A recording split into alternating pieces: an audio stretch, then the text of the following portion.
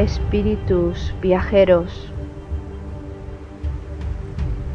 os damos la bienvenida y os invitamos a uniros a esta caravana espiritual.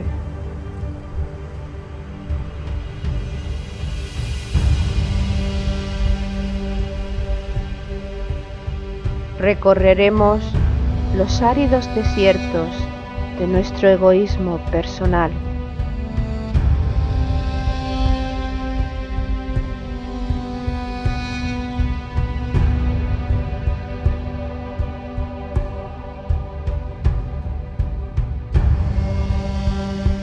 Navegaremos sobre las aguas de los mares y océanos creados por nuestras emociones.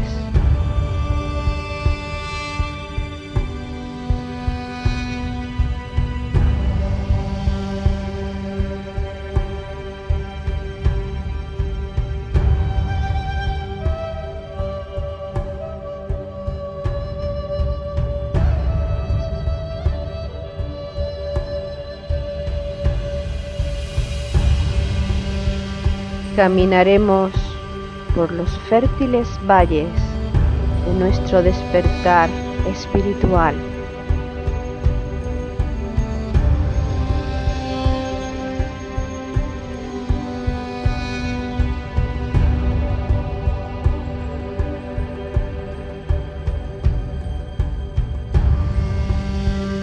Iniciaremos el ascenso a la montaña sagrada, la morada de nuestro espíritu.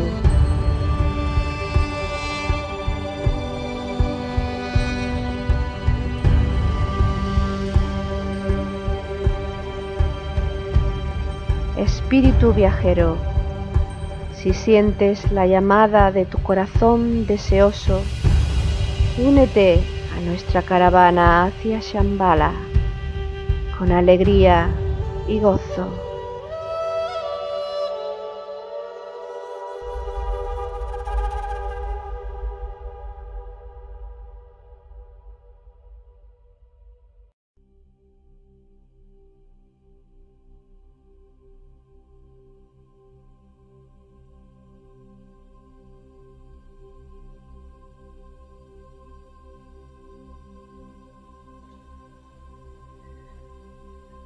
Tomando su cayado de bambú, trazó un cuadrado alrededor de la huella de su pie, diciendo: en verdad, por pies humanos. Y haciendo la huella de la palma de su mano, la rodeó también con un cuadrado. Y dijo: en verdad, por manos humanas. Entre los cuadrados trazó la semblanza de una columna coronada por un arco. Él dijo: ¿cómo penetrará aún en la conciencia humana?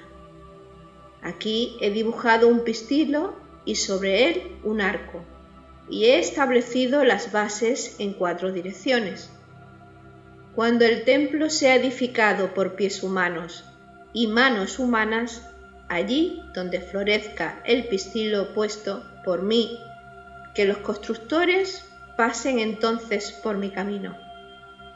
¿Por qué debemos nosotros esperar el camino cuando éste se halla ante nosotros? El aforismo 153 de Hojas del Jardín del Moria, Iluminación, describe el encuentro en el desierto de 2 miembros de una caravana con Cristo. Entre ellos se inicia una conversación y en un momento de la misma Cristo realiza en la arena unos dibujos que expresan su enseñanza. Nicolás Roerich, aplicando la belleza y la síntesis del Agni Yoga, pinta magistralmente esta escena, que representa la piedra angular de la verdadera enseñanza de Cristo. El ser humano está capacitado para desarrollar la naturaleza crística en su interior, para seguir su camino y para convertirse en Cristo, tal y como hizo Jesús de Nazaret. Espíritus viajeros, almas en evolución, os damos la bienvenida y os invitamos a que nos acompañéis en la 21ª jornada de nuestra caravana espiritual hacia Shambhala. Ser humano, Jesús, Cristo. Organizan la caravana Paco Ortiz y Loli Bermúdez. El crecimiento de la naturaleza crística inspira las composiciones musicales de Juan Carlos García y Jesús Aragón. La naturaleza crística alimenta desde el corazón las reflexiones de Jesús Jurado y Ana Castro.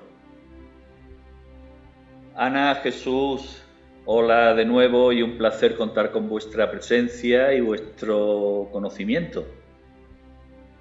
Hola a todos vosotros los que estamos aquí presentes y hola a todos los que nos acompañen en esta caravana hacia Shambhala.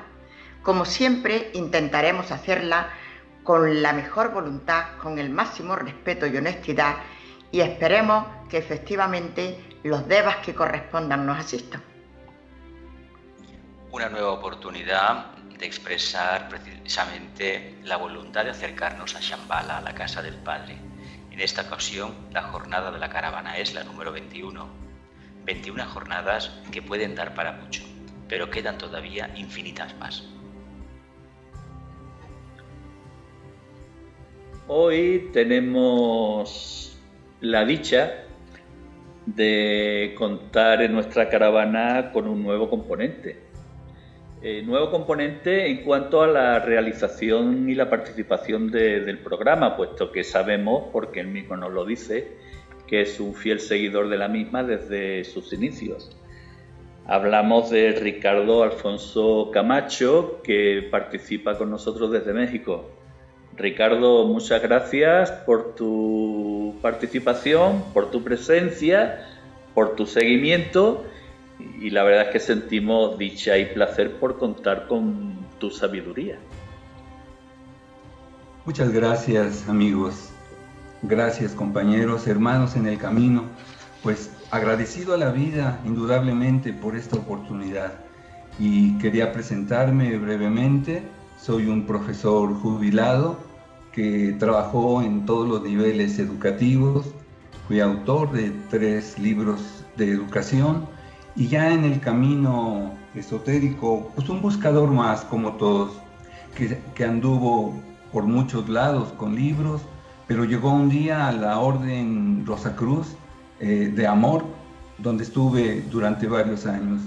También un tiempo en la Escuela Martinista ligada a Amor, y después indudablemente con la dicha de encontrar los libros azules y posteriormente conferencias y libros de Vicente Beltrán Anglada.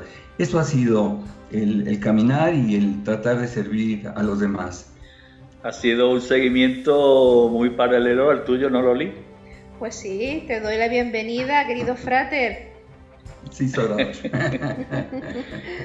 Bueno, entremos en materia. Esta jornada tiene por nombre Ser humano, Jesús, Cristo. Y si estamos un poco atentos al título, ya el nombre de la jornada demuestra la intencionalidad de lo que vamos a tratar. El proceso que todo ser humano puede seguir y desde el corazón debería de seguir para convertirse en Jesús y posteriormente en Cristo. Por lo tanto, comencemos, pues digamos, por el principio. ¿Un ser humano se puede convertir en Jesús? Lo que significa que Jesús era un ser humano, era un ser divino. Ya hemos hablado de esto con anterioridad, pero ¿qué opinas tú, Ricardo? Bueno, en principio, cuando hablamos de Jesús, estamos hablando de un discípulo iniciado, indudablemente. Un ser humano que, al igual que muchos en este planeta, en esta humanidad, fue un gran buscador, pero que encontró indudablemente el sendero que lo llevó a esos niveles, a esos portales de la iniciación. Este discípulo Jesús, seguramente con su maestro, no sabemos quién haya sido su maestro ya en un ashram, pero que por su brillo, por su gran personalidad ya sometida al alma, logra atraer la atención de la jerarquía, de su jefe de la jerarquía, el Cristo, y es seleccionado para que él pueda en su momento ser un canal de la poderosísima energía del Cristo. Sabemos también que entre el discípulo y el maestro hay muchos ejemplos, y tenemos uno de ellos que se da con el maestro de Logos Planetario y el discípulo Sanat Kumara, o el Logos Solar con el Logos Planetario, el maestro y el discípulo. Y claro, aquí sería el maestro, el Cristo ya en su momento, y Jesús, el yo inferior, la personalidad, y el yo superior, el alma, reflejando a su mónada. A nivel práctico, cada uno de nosotros podemos alcanzar esos niveles, Jesús. Hay que entender que el nivel de discípulos que representa el carpintero de Galilea es factible con esfuerzo y vidas enteras dedicadas a manifestar el arquetipo de la luz, el amor y el poder. Es decir, hay que tener en cuenta que la diferencia entre el discípulo y el arquetipo es ni más ni menos que el campo de servicio. En la medida en que el discípulo va ensanchando el campo de servicio y va integrando en su conciencia el arquetipo que el Cristo representa, que es el segundo rayo del amor, pero el amor con mayúsculas, que todavía para los humanos es casi completamente desconocido, uno se convierte precisamente por imitación, se convierte en ese gran avatar. Pero lo importante es que tengamos los pies en tierra y sepamos que sí que podemos ser un discípulo.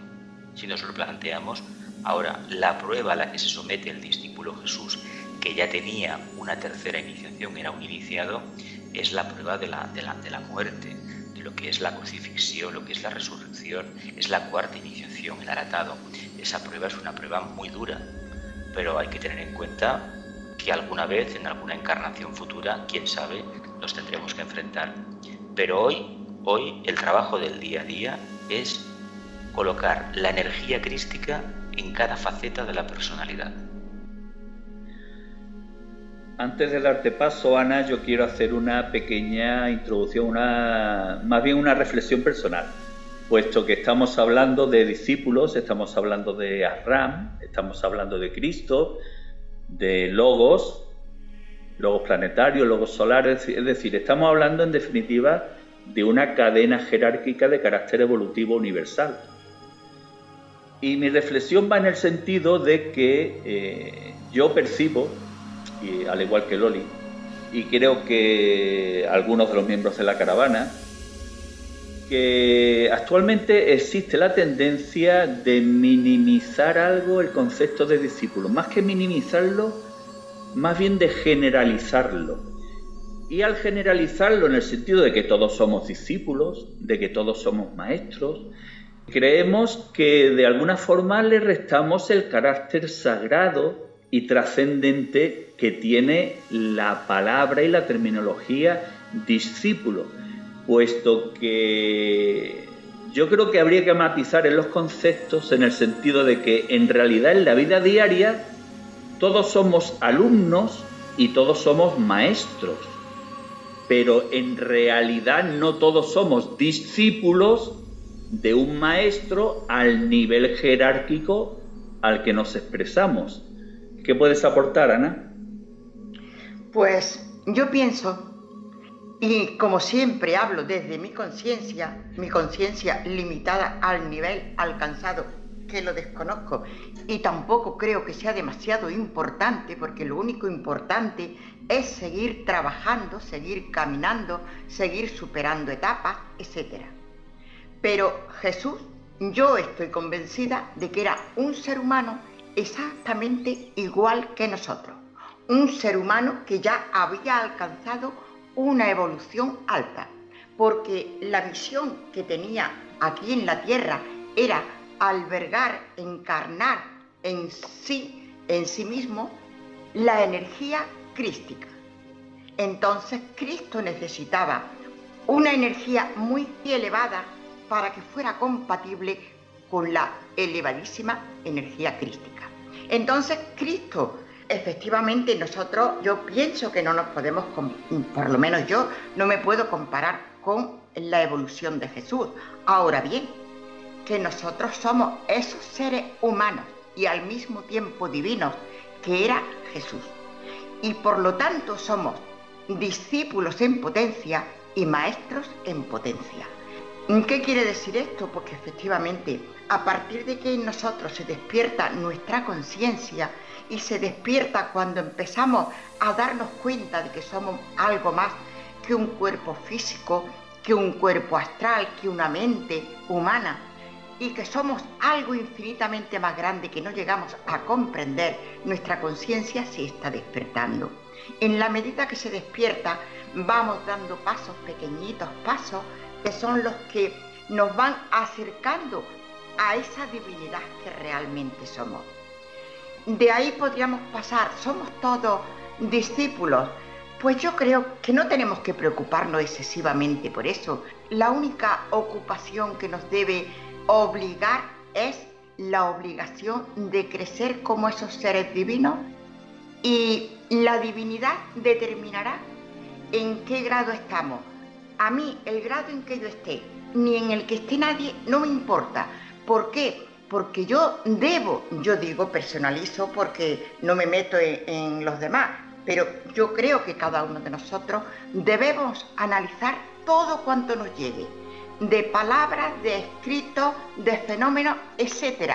¿Por qué? Porque somos nosotros los que tenemos que ser esos discípulos y descubrir la verdad en nuestro interior, habiendo razonado, habiendo discernido, discriminado y elevado todo eso que hemos oído o visto a la luz del alma. El descubrimiento es personal y el camino es personal. Dicho esto, nos podríamos plantear, ¿se sabe quién era el maestro jerárquico del discípulo Jesús? Pues quizás no se sepa en este momento con precisión quién era el maestro, que seguramente pertenecía al segundo rayo de amor, sabiduría, pero no con precisión. Lo que sí se sabe es que para la evolución de Jesús, de su alma, a través de sus múltiples personalidades anteriores, tuvo que haber sido preparado y con su propio esfuerzo, con su propia conciencia, hacer ese recorrido, llegar a las iniciaciones menores para luego llegar a la primera iniciación mayor. ¿Cuánto trabajo tuvo que realizar en ese nuevo nacimiento? ¿Cuánto trabajo tuvo que realizar al paso de esa personalidad? Y seguramente de varias personalidades para finalmente llegar con el derecho de una segunda iniciación, en ese gran portal. En ese portal donde su alma recibirá indudablemente la iniciación con las aguas del campo astral, pero que indudablemente sigue en esas personalidades y finalmente llega con su esfuerzo a través de esas distintas etapas de su existencia. Su alma logra llegar a la tercera iniciación. Atrae la atención del propio Cristo. Sabemos indudablemente cuando hablamos de Cristo, así como el Buda o como el Manú, son niveles jerárquicos, son grados que van alcanzando los maestros. El maestro Maitreya en su momento logra alcanzar el grado del Cristo, y de allí que al atraer la atención del Cristo sobre el alma de Jesús, ya el Jesús que conocemos es seleccionado para una gran prueba, para una gran tarea que quizás él no imaginaba en un principio, pero que acepta. Y al hacerlo, indudablemente que también deberán de preparar no solo a Jesús, sino a quien será la madre de Jesús, donde va a encarnar. Nada debe quedar descuidado.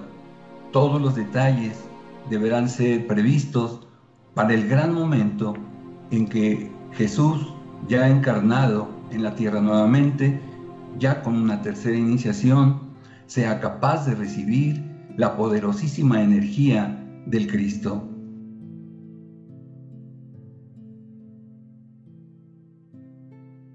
Jesús, ¿tienes algo que aportar en cuanto al posible maestro de Jesús? Sostengo, sí, es la línea par.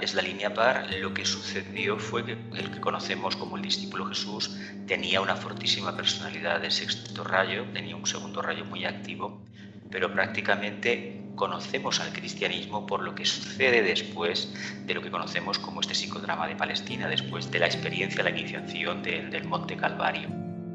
En ese momento, el que sufre de verdad la prueba física, es el discípulo Jesús, este alumno aventajado que ha juramentado servir eternamente al Creador. Pero hay que tener en cuenta que el maestro que ha ocupado su cuerpo para someterse a esa prueba y enseñar a los humanos lo que significa la renuncia del mundo de la forma, ese maestro, no olvidemos que tenía una sexta iniciación. Se nos dice que apareció en la tierra con el nombre de Sri Krishna en los nombres conocidos de la antigüedad. Son los diferentes mensajeros de Vishnu. Lo que sí sabemos es que unos 15 años después de los acontecimientos de Palestina, la Turquía actual, encarnó un niño que fue conocido con el tiempo con el nombre de Apolonio de Tiana.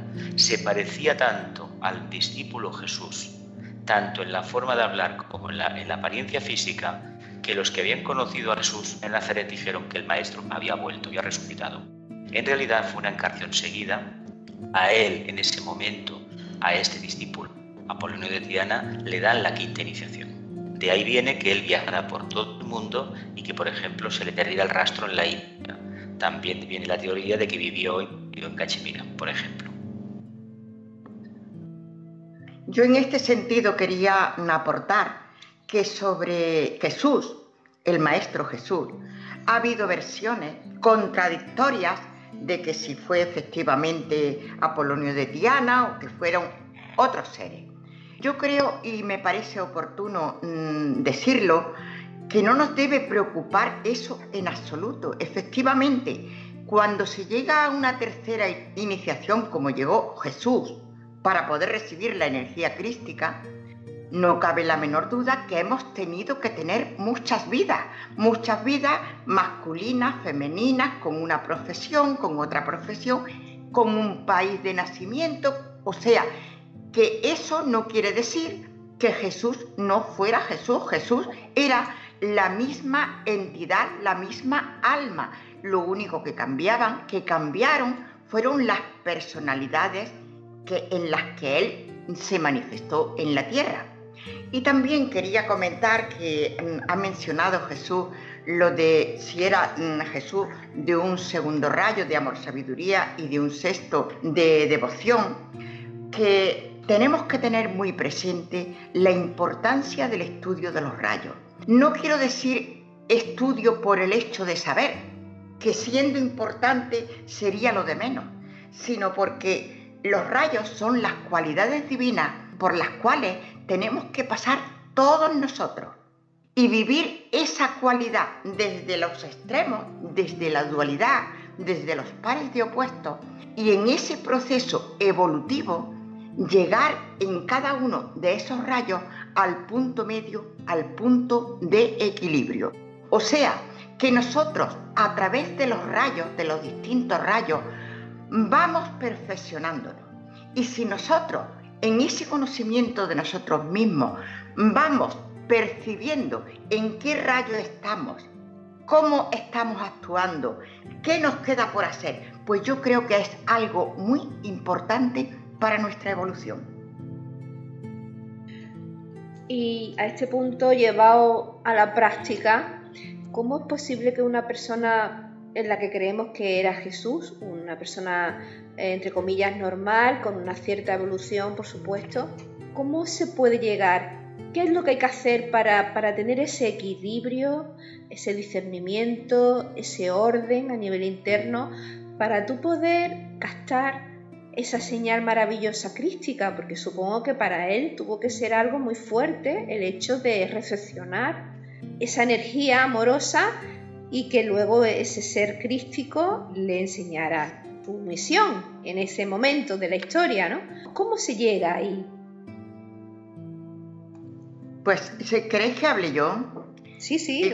Y continuar luego ampliando. Mira, sí, yo sí. entiendo que todos vamos a llegar y todos llegaremos a la meta. Dios no es un padre que selecciona a este hijo y al otro lo ignora. Dios es un padre tan perfecto que nos ha trazado mediante las leyes divinas un camino por el que todos, antes o después, vamos a pasar.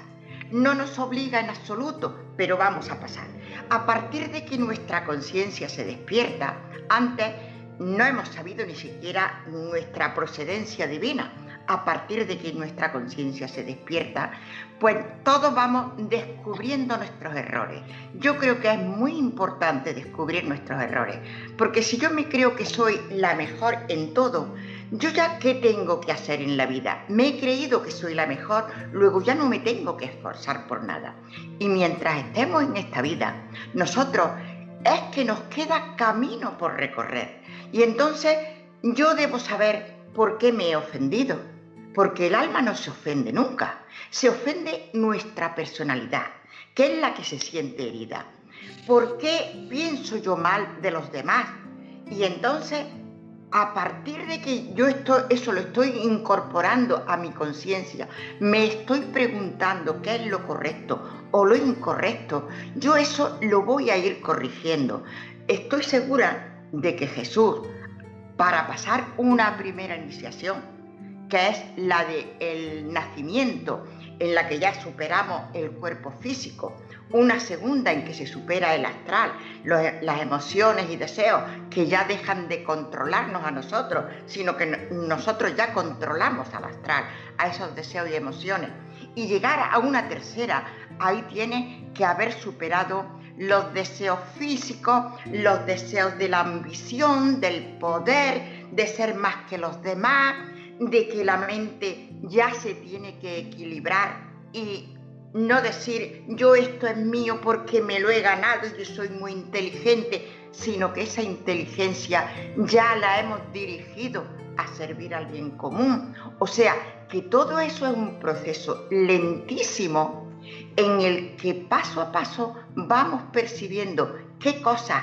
no son correctas, no las que hace el otro, las que hago yo. Porque claro que me puede caer mal cualquier cosa, me puede caer mal, pero yo no tengo que pensar que el otro es que lo ha hecho fatal, aunque lo haya hecho. Yo tengo que saber mi parte a corregir. Y paso a paso, claro, Cristo sí que supo ya que recibía esa energía crística, pero es que Cristo estaba ya en una tercera iniciación, que en el Evangelio se nos identifica simbólicamente como la transfiguración. Ya estaba en la luz y desde la luz podemos ver muchísimas cosas. Hay que tener en cuenta lo siguiente. Este discípulo no es que fuera escogido al azar. Este discípulo, desde muchísimas vidas antes, el maestro que lo acogió y que lo preparó para la segunda iniciación, sabía perfectamente que iba a ser el cuerpo a través del cual un gran avatar se iba a manifestar. Me imagino que os acordaréis de la controversia que hubo en la sociedad teosófica en los años a principios del siglo XX respecto a Krishnamurti, ¿verdad que sí? Se dijo públicamente a través de Animesan de que Jiddu Krishnamurti sería el vehículo que utilizaría el Cristo. El Cristo no puede aparecer físicamente en la Tierra porque tiene una iniciación muy elevada. Por lo tanto, en aquel momento ese ser que conocemos como Cristo era un Chohan, tenía una sexta iniciación. Ahora tiene una séptima iniciación. No es que sea un punto, es que cualitativa y cuantitativamente es infinito lo que eso significa. Es algo inconcebible para un ser humano. Él, en la encarnación que conocemos como el hijo del carpintero, Jesús de Nazaret, era un miembro de la comunidad esenia. La familia pertenecía a una orden iniciática, parecida bastante a lo que ha sido el catarismo hace ya cerca de 1000 años. Lo conocemos un poco. Era una comunidad de seres humanos donde la mujer tenía un papel muy ponderante y no era menospreciada ni mucho menos. Eran muchos de ellos iniciados y tenían poderes espirituales. Eran vegetarianos estrictos. Se cortaban el cabello, sabéis esta historia, iban vestidos de blanco, de lino blanco, es la imagen clásica. Es decir, él era un monje, para decirlo claro, era un monje, un ser de una considerable estatura, de una buena presencia leonina, que básicamente se estaba entrenando ni más ni menos para que un maestro que él conocía, ocupara su cuerpo para hacer un servicio de redención a la humanidad. Claro, si quitamos de lado la filosofía, la teoría de la reencarnación, en una encarnación propia no podemos explicar por qué un ser aparentemente normal consigue la subida a ese esplendor de conciencia, ¿no? Vida tras vida se fue preparando. La paradoja, la enseñanza que debemos sacar aquí, la moraleja, sería que debemos cada día aprovechar el tiempo que el dios Cronos, el dios Saturno, nos ha regalado, porque como este tiempo no habrá otro. El tiempo perdido, oportunidad perdida. Un iniciado sabe que no debe malgastar el tiempo. El Jesús de Nazaret era un iniciado ya, tenía una tercera iniciación. Por lo tanto, para él el factor tiempo era impecable. Él consagró su vida, prácticamente se entregó de lleno y consiguió que su maestro obtuviera la iniciación y él recibió la suya, la de Arán, la cuarta. Hablamos a nivel evolutivo y, hombre, para poner un poco los pies en la tierra, estamos hablando de terceras, cuartas, quintas, sextas iniciaciones. Lo aquí presente, lo que estamos hablando, que estamos en una primera recién empezada, por ejemplo. Quizás no lo sabemos. Y como bien dice Ana, no hay que preocuparnos en realidad. ¿En qué nivel jerárquico estoy de esa evolución? ¿Cuál es el nivel que actualmente tengo? ¿Cuántas personalidades he tenido? ¿Cuáles han sido los rayos por los que he pasado y los últimos? Y el actual que está presente en mi personalidad, en mi alma, ¿verdad? En mis grupos. ¿Cuántas veces he recorrido la energía de los signos del zodiaco? ¿Cuántas veces, también como se señalaba, he sido hombre, he sido mujer, he tenido las experiencias de uno y de otro? Un discípulo que ya está en ese nivel ha recorrido muchos senderos y se señalaba que cuando llegue al adeptado, llega con los pies sangrantes como el símbolo de un recorrido muy largo, muy doloroso. También se hace la analogía de cómo un ser humano tiene que ascender a una montaña. Y al subir a esa montaña, indudablemente que no va a ser fácil. Es más cómodo quedarse a nivel de piso, de tierra, y la montaña implica un reto donde tendrá que poner todas sus habilidades, todo su conocimiento, todo su amor, toda su paciencia, porque además las pruebas no van a ser simples. Cada vez será más difícil el ascenso, cada vez tendrá mayores complicaciones. Todo lo que ha acumulado, quizás de indeseable, desde aquella lejana época de la Lemuria en donde se convierte de un hombre animal en un ser humano, con la participación muy grata y muy divina de los ángeles solares, cuánto no ha acumulado a través de todas las razas, a través de todas las subrazas, de las personalidades, a través de todas las pruebas. Y el ascender la montaña estará implicando un esfuerzo mayor, pero hay dentro de sí una determinación, el subir, el ascender, el no retroceder, el ser capaz de seguir adelante sin importar las pruebas. A lo mejor quisiera descansar un rato, pero el impulso interior de su alma, y ya en su momento como un reflejo de la mónada, le va a impulsar a que siga adelante, a que llegue a la cumbre y desde ese nivel contemplar la maravilla del universo. No es fácil. Y para el maestro Jesús, bueno, el discípulo Jesús en ese momento, indudablemente que fue ese recorrido. Él ya estaba preparado, él ya estaba consciente, la jerarquía lo había seleccionado y también tenían que preparar indudablemente el ambiente donde iba a llegar. Su grupo, su familia, sus padres, todo el ambiente tenía que ser previsto. No iba a estar solo. Su ángel solar estaba presente, su ángel guardián estaba presente, y con todas esas energías él estuvo dispuesto a esa experiencia tan grata, tan difícil, tan imponente, de poder ser receptáculo de una energía tan suprema como la que genera el Cristo mismo. Maravilloso, maravilloso lo que estáis diciendo, porque sirve para reflexionar a muchos niveles. ¿Y cuánto creéis que recibe Jesús a Cristo en lo que llamamos la transfiguración? Cuando un ser obtiene la primera iniciación, es precisamente el nacimiento de la conciencia crística. Aquí quiero decir una cosa muy importante. Los humanos tenemos conciencia cancerina, es decir, que las personas que nos escuchen tengan el signo de cáncer, que no lo tomen al pie de la letra, porque la astrología no es así exactamente. El arquetipo cancerino nos habla de conciencia de masa, conciencia no diferenciada. Hay que llegar al trabajo de Leo, reivindicar la afirmación para tener una conciencia claramente separada, es decir, individualizada. Cuando esta conciencia se va expansionando, porque ha nacido la conciencia crística, no olvidemos que el siguiente trabajo de Hércules después de Leo es Virgo, al final se llega al opuesto, después de muchas pruebas, se llega al opuesto de Leo, que es Acuario, conciencia interdependiente.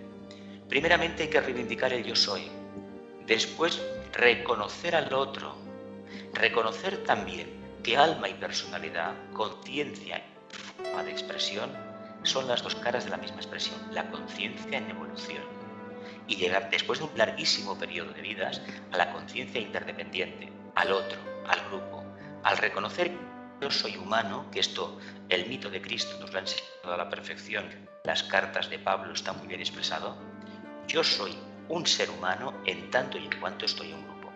No es que lo diga un antropólogo, ni un sociólogo, ni un filósofo, no, es que esotéricamente es así, pero solamente cuando se han hecho estos pasos previos. Por lo tanto, para tener una conciencia grupal, que es el arquetipo que nos transmite este gran maestro, el Cristo, hay que salir de la fase de no tener conciencia a autoafirmar la conciencia.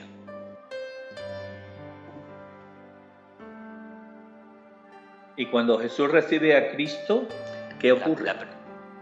El rito cristiano tiene la tradición de hacer a los niños, los presenta en sociedad básicamente con un bautismo, es decir, vierte las aguas del Jordán, las aguas purificadoras, sobre el vehículo emocional.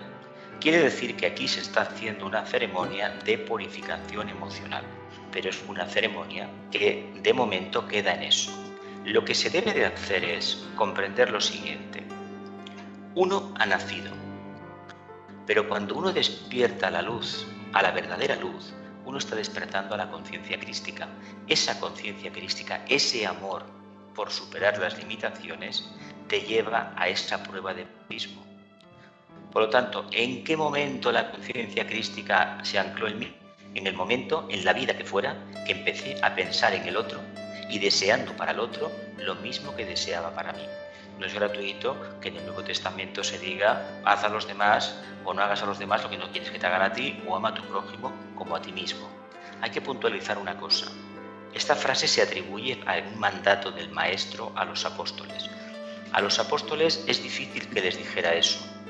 A los apóstoles lo más probable es que les dijera lo siguiente: amad a vuestro prójimo más que a vosotros mismos.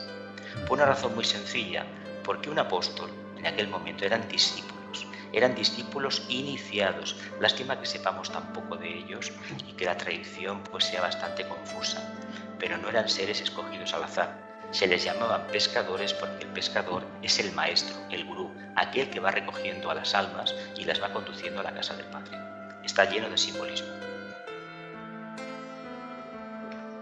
Mira, yo quería en este punto, porque preguntaba Paco, me parece que era, si nosotros, por ejemplo, los que estamos aquí presentes, ¿en qué iniciación podríamos estar? Primera, segunda, tercera, etcétera. Bueno, yo en eso no lo sabría ni decir, ni muchísimo menos. Ahora bien, yo voy a decir algo muy sencillo, muy elemental, que en cierta ocasión le pareció muy bueno a Loli, muy clarificador. Entonces, si yo en mí, porque yo no puedo pensar en otra persona, yo puedo pensar desde mí. Si en mí domina mi cuerpo físico, Y eso es lo que a mí me trae por la calle de la amargura, lo que me da mayores satisfacciones y lo que me da mayores penas. Pues yo estoy en un nivel muy bajo, estoy en el físico.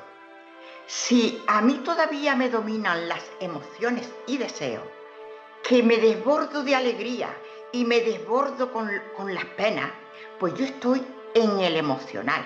Luego yo todavía no he ascendido, porque esas emociones no es que sean malas, son malas o negativas, mal dirigidas. Las tenemos que elevar a la aspiración, a aspirar a unirnos con la divinidad.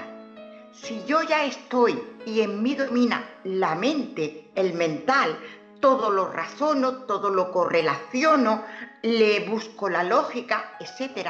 En mí está dominando el mental. Ya tengo una conciencia un poquito más elevada. Ahora bien, ¿qué ocurre?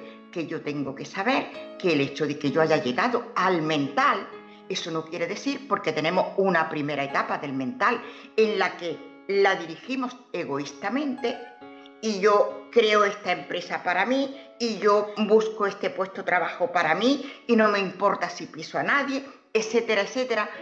Y cuando nosotros hemos despertado nuestra conciencia crística, llegamos a esa fase en que mencionaba Jesús, que ya pienso en el otro. Y no solamente ya pienso en el otro, que no tengo que pisarlo y que no tengo que pisar sus derechos, sino que pienso en los otros como comunidad, como hermandad, como fraternidad. Luego, ¿en qué iniciación estamos cada uno de nosotros? Secundario, creo yo. Lo más importante es que no nos creamos que somos más de lo que somos, porque entonces estamos perdiendo el tiempo, estamos perdiendo energía en satisfacernos, en vez de trabajar para elevarnos. Es verdad, Ana. Eso me fue para mí muy clarificador. Y es más, cuando encuentro una persona así que un poco no sabe, le pongo ese ejemplo y lo ve clarito. Precisamente yo la pregunta que hice, la hice con toda la intencionalidad del mundo para que tomemos conciencia y que cada uno se ponga su mano en su pecho. Quiero de que puntualizar algo. El propio maestro dijo lo siguiente: por sus frutos los conoceréis, o en lenguaje moderno, el movimiento se demuestra andando. Es decir, o se expresa la conciencia haciendo algo inteligente, innovador, que busque el mayor bien para el mayor número, o olvidémonos de ser discípulos, y menos aún una palabra que está proscrita en las escuelas esotéricas es la palabra iniciación. Nadie que se somete a las pruebas del discipulado puede decir públicamente que es o no es un iniciado. Nunca se debe decir eso, porque se despierta demasiada curiosidad. Ahora bien, podemos hablar de discípulos en tanto y en cuanto estamos aprendiendo. Y resulta que el primer maestro que tenemos que obedecer es la propia alma, la propia conciencia. El otro, el que nos toque por línea energética, no os preocupéis que está esperando. Bueno, pues avancemos en la vida de Jesús y su relación con Cristo. Cristo estuvo siempre con Jesús, en algún momento lo abandonaría, supongo. Quizás ese momento se produjese en la trágica Semana de Pasión, ¿no? Y aquí nos podríamos plantear una pregunta. ¿Quién vivió y sufrió la pasión? Y por añadidura, ¿sufrió Cristo la pasión? Si no fue así, o si fue así, ¿en qué momento se separó del cuerpo de Jesús? Además es importante aclarar esto porque hay muchísimas personas que pueden que no entiendan ciertas cosas sobre este tema.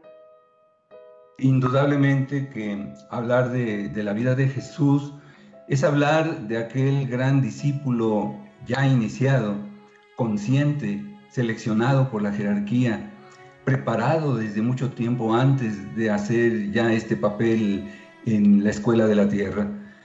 Pero ya que estuvo todo el marco listo para que esto se realizara, él nace, él crece, se desarrolla, y se sabe que indudablemente durante mucho tiempo estuvo con su familia estuvo con los maestros de su ambiente, pero siempre está esa inquietud. ¿Qué pasó con aquella edad en que ya no se sabe de él? Su adolescencia, su juventud, su madurez. ¿Qué pasó? Los libros, los evangelios, entiendo que incluso los apócrifos no hablan ya del detalle de sus enseñanzas, de sus aprendizajes. Estaba él preparándose para que en su momento poder recibir la poderosa energía del Cristo. Solamente así podría ser, prepararse en todos los sentidos, en su personalidad, en sus tres cuerpos, cómo alinear sus tres cuerpos, cómo redimir su materia física, la emocional y la mental. ¿Y qué sucedió? Hay interrogantes. Estuvo en la India, estuvo en el Tíbet, en Persia, en Grecia, en el místico Egipto. Tuvo iniciaciones con esas regiones, iniciaciones a nivel del ser humano. Nos lo dirán los registros acásicos de aquellos que tengan acceso, derecho a incurrir allí, a poder apreciar la verdad. Pero, sin embargo, se sabe que llega a su vida pública, 30 años, y allí, en algún momento, va a recibir indudablemente la energía. ¿Qué va a pasar con su personalidad? Se va a hacer un lado la personalidad de Jesús, porque ahora será el Cristo mismo en ese cuerpo, en ese vehículo. ¿Cuándo sucede?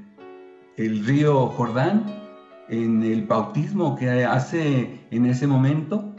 ¿Será ese el momento o alguna iniciación que desconocemos previa en algún otro lugar? Sin embargo, sabemos que es cuando Él toma Cristo, ese cuerpo, empieza la enseñanza y va a transmitir ese gran poder que es el amor. Ya antes, lo que es Dios, lo que reconocemos como Dios, aquella Trinidad que identificamos como la luz, el amor y el poder, ya había manifestado con uno de sus hijos también, el Buda iluminado, la entrega de la luz. Pero venía ahora este supremo momento, cómo entregar la energía del amor a los hombres. Algo que hasta la fecha no podemos todavía encontrar el sentido, el significado. Confundimos muchas veces el amor de los humanos con el amor incondicional, el amor divino. Pero ¿en qué momento se va a lograr esto? ¿Cuál es el instante en que Él penetra? Pero también, ¿cuál es el momento en que Él, Cristo, abandona el cuerpo de Jesús, la personalidad de Jesús, y se reintegra a la jerarquía? ¿Cuál es el momento? ¿En el momento de la transfiguración?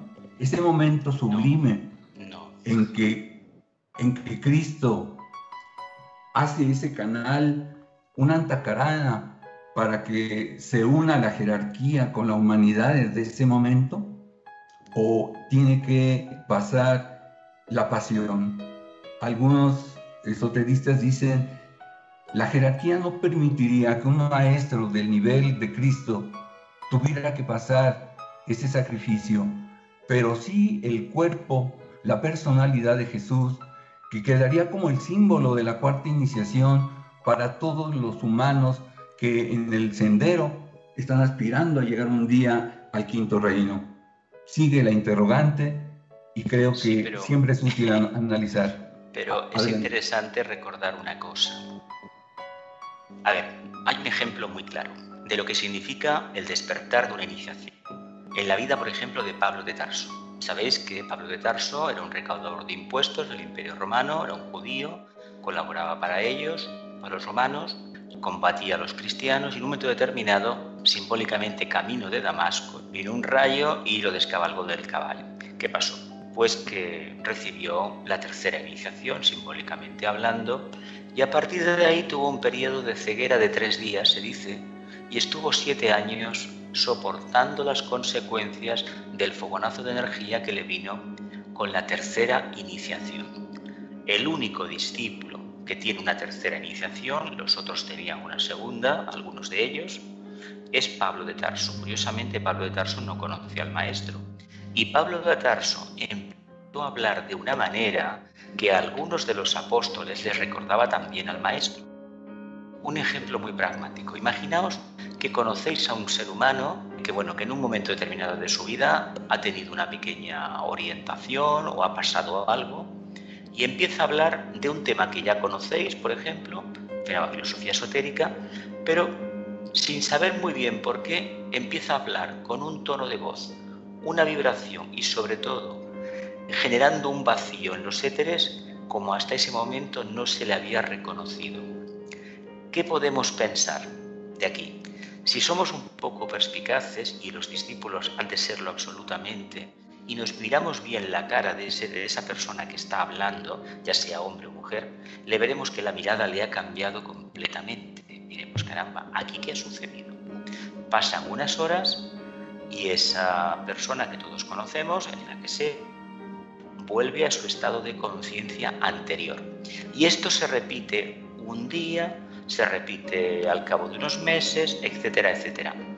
Cada vez que el Maestro se introducía en el vehículo, en los vehículos karmáticos del discípulo Jesús, el discípulo, el que se preparaba para la cuarta iniciación, hablaba con simbolismo, los conocemos a través de los evangelios. De ahí que no fueran las palabras es lo de menos, es la vibración que generan, que todavía perduran en la tierra, como las del Buda y los avatares que hemos tenido en la humanidad. Todas esas palabras que fueron dichas en los idiomas que fueran, todavía su vibración resuena en la tierra. Lo que sucede con los humanos las repetimos, las escribimos y creemos que con ello estamos consiguiendo emular el arquetipo que representan.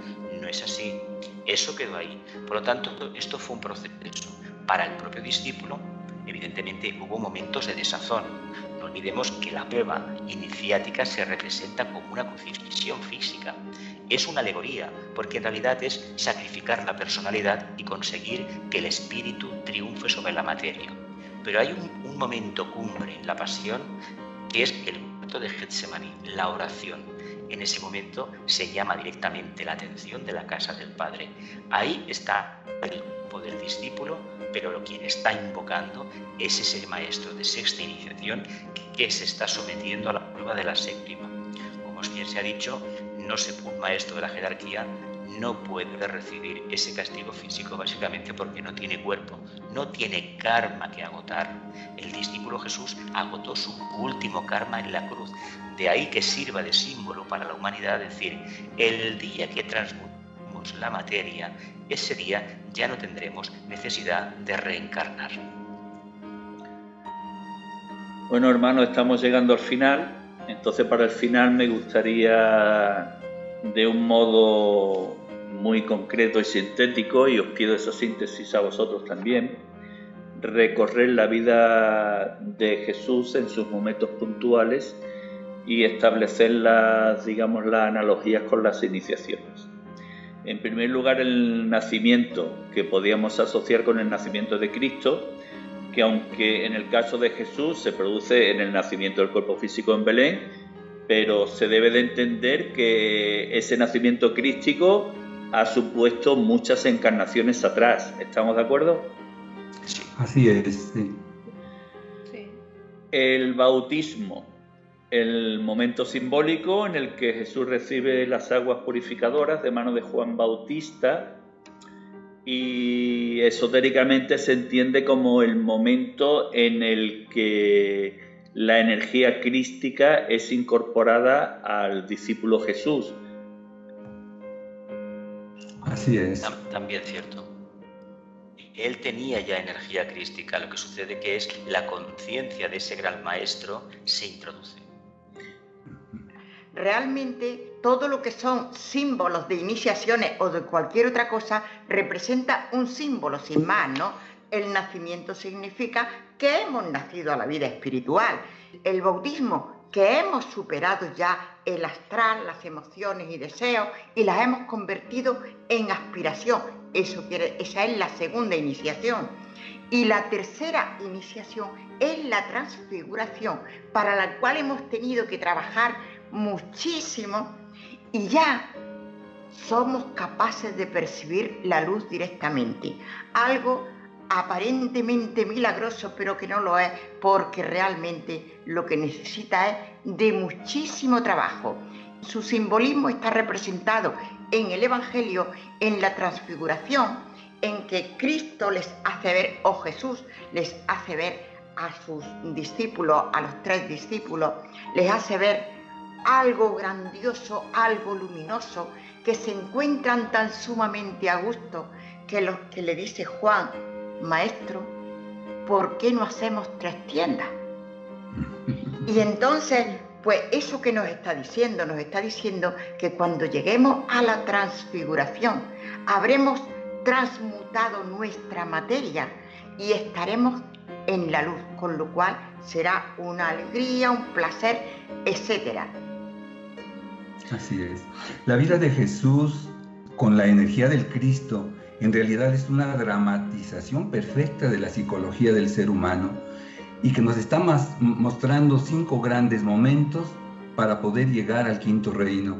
Cada ser humano lo tendrá que desarrollar en su momento.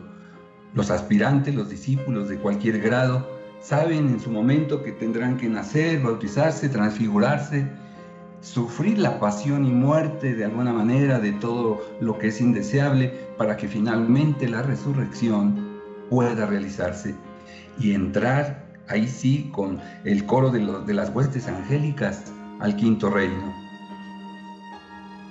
Pues ya hemos hablado de transfiguración, de crucifixión también. Queda simplemente por responder a la pregunta que se planteó hace algunos minutos. ¿En qué punto de la crucifixión, si es así, abandona la energía crística el cuerpo de Jesús? En todo el proceso, porque ese proceso de la crucifixión le corresponde al discípulo, no al maestro. Correcto. El maestro ya ha hecho su trabajo. Sí, el Cristo ya no tiene karma que quemar. Claro. Ya tiene iniciaciones de un alto nivel, ¿no? Pero sí necesitaba de Jesús para la dramatización, la ejemplificación de lo que la vida del ser humano tiene que ser en el camino hacia la luz, hacia el amor, hacia la voluntad del bien, indudablemente. Y la resurrección, pues, me imagino que representará la destrucción de todos los cuerpos inferiores. Es eliminar las limitaciones del alma. Porque no podemos olvidar que cuando lleguemos a la cuarta iniciación es cuando nosotros hemos terminado de construir el Antakarana. O sea, entre la tercera y la cuarta, entiendo yo que estamos ahí intentando unir la mente concreta con la mente abstracta o superior. Es un trabajo que yo creo que es difícil de definir porque ya es un trabajo, digamos, bastante superior y entonces pues estamos ahí intentando esa unión. Cuando llegamos a la cuarta iniciación ya hemos transmutado toda la materia en espíritu. Por eso es que en la cuarta iniciación el alma se retira, la que ha estado con nosotros desde que hemos nacido como intermediaria entre el espíritu y la materia, ya se marcha porque ella ya sabe que no la necesitamos, que ya nos hemos convertido en espíritus, que ya hemos desarrollado nuestra esencia, con lo cual el alma se retira. ¿Qué significa entonces la resurrección?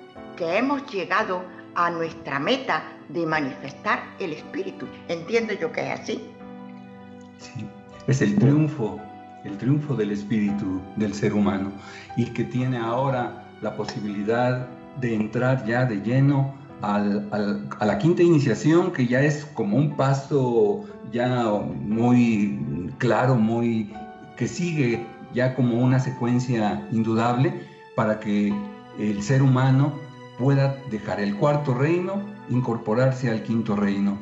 Ha superado el vacío de la cuarta iniciación, la soledad, ha enfrentado al guardián del umbral y ha quedado destruido.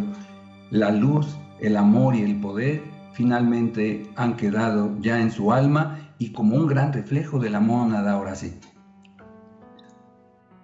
Contemplando esta antacarana del que se ha hablado, este triunfo de la resurrección, desde el campamento de la caravana, que ya está instalado, ya está alimentado el fuego, ya estamos en torno al fuego, pues es el momento de realizar una última reflexión que os ruego sea lo más sintética posible, dada la duración de la jornada. Pues que nos queda el gran ejemplo de la vida de Jesús cuando recibió al Cristo como el gran camino a recorrer. Todo ser humano, todo aspirante, sin importar cuál sea su cultura, su religión, sus creencias, llegará un momento en que tome conciencia que debe de hacer el recorrido de esas 5 grandes etapas. Está en la escuela de la tierra, pero finalmente deberá presentar esos 5 exámenes que le llevarán al triunfo total, a la liberación.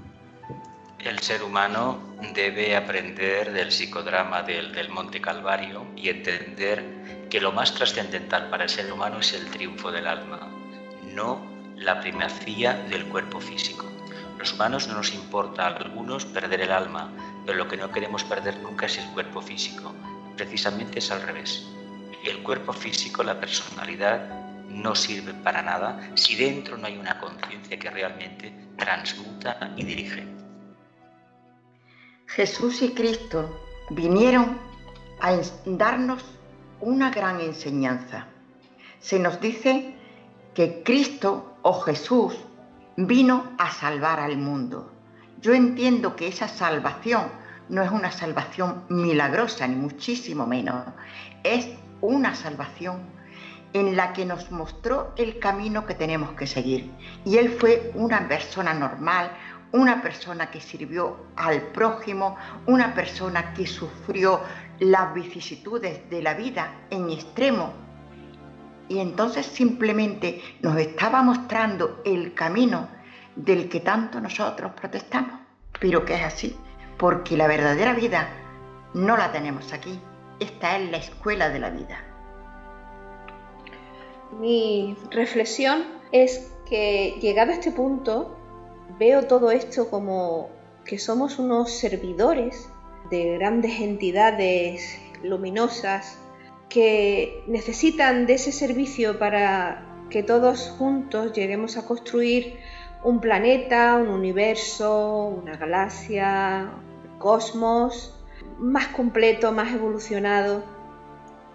Todo esto me lleva a ver que somos servidores, y cuanto más nos apliquemos, más servimos al plan. Ese servicio al plan representa el triunfo del alma individual de cada ser humano, del alma colectiva de la humanidad, y en el día a día ese triunfo se manifiesta mediante un correcto pensar, un correcto sentir y un correcto actuar, sin importarnos, como bien se ha dicho, el punto evolutivo en el que cada uno nos encontremos, el grado de discipulado que cada uno tengamos, seamos más o menos discípulos, de mayor importancia o menor importancia. Lo importante es el servicio, puesto que este servicio, infundido por el amor que emana de la mónada a través de nuestra alma, nos conducirá a manifestar a Cristo en nuestro interior. Hermanos expedicionarios, almas en evolución, cuando el pistilo puesto por Cristo florezca en nuestro corazón, comenzaremos a recorrer su camino. Cuando el nombre del templo construido por nosotros para honrar a Cristo sea pronunciado, el signo del pie y de la mano se escribirá sobre la piedra angular. Se habrá producido la segunda venida de Cristo en nosotros. Alabaremos a la Madre del mundo, como hizo Él, y sufriremos la vejación del mundo, como le sucedió a Él. Abonemos el amoroso pistilo de Cristo que crece en nuestro corazón mediante la oración, porque una plegaria pura siempre asciende. Ante los pies de Cristo florece, plateada y radiante. Con una pura llama azul resplandece la palabra de llamada e irradia el cáliz de la exaltación.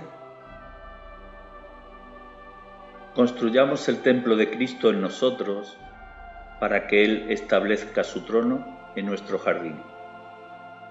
Aforismo 73 de Hojas del Jardín de Moria, la llamada. Nosotros asentamos piedras para los peldaños del templo resplandeciente. En nombre de Cristo las acarreamos. Establece tu trono, oh Señor, en nuestro jardín.